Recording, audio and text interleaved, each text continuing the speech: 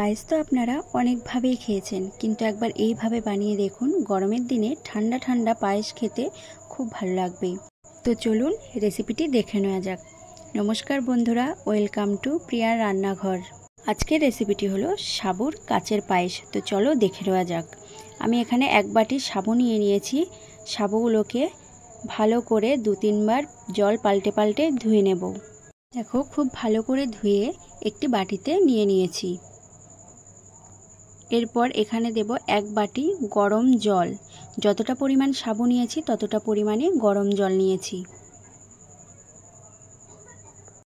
এরপর ঢাকা দিয়ে আমি 15 মিনিট মতো রেখে দিয়েছিলাম।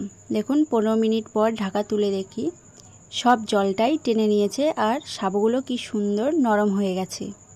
এরপর আমি এর মধ্যে দেব 2 টেবিল চামচ চিনি আর 2 টেবিল চামচ গুঁড়ো দুধ, আর দেব সামান্য পরিমাণে লবণ। সব মিশ্রণগুলোকে ভালোভাবে একসাথে মেখে নেব। দেখো, খুব ভালোভাবে মেখে নিয়েছি। এবার এগুলো ছোট ছোট বলের আকারে করে নেব।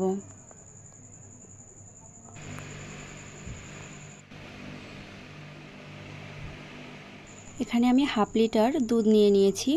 দুধটা আগে থেকে জাল করা ছিল, তাই বেশি ফোটানোর দরকার হবে না। আর যদি আপনারা কাঁচা দুধ ব্যবহার করেন তাহলে কিন্তু একটু ভালো করে ফুটিয়ে নেবেন।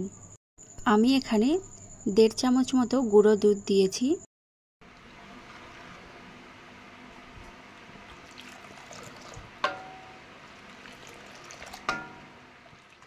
আর দিয়ে দিয়েছি 2 চামচ গুঁড়ো চিনি।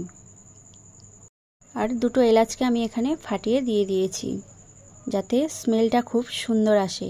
আর দিয়ে দেব সামান্য পরিমাণে লবণ। দুধটা কিন্তু এখন অনেকটাই ঘন হয়ে এসছে।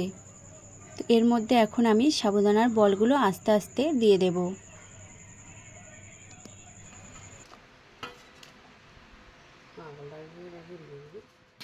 হালকা হাতে একটু নাড়াচাড়া করে নিতে হবে, খুব বেশি নাড়াচাড়া করা যাবে না, নাহলে বলগুলো ভেঙে যেতে পারে।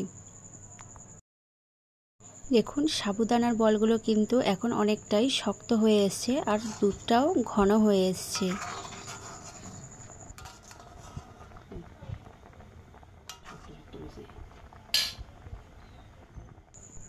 খুব বেশি জাল দেওয়া যাবে না।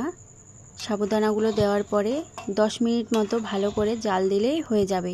দেখুন আমার এখানে কিন্তু হয়ে গেছে পায়েসটা। আমি এবার একটি বাটিতে নিয়ে নেব।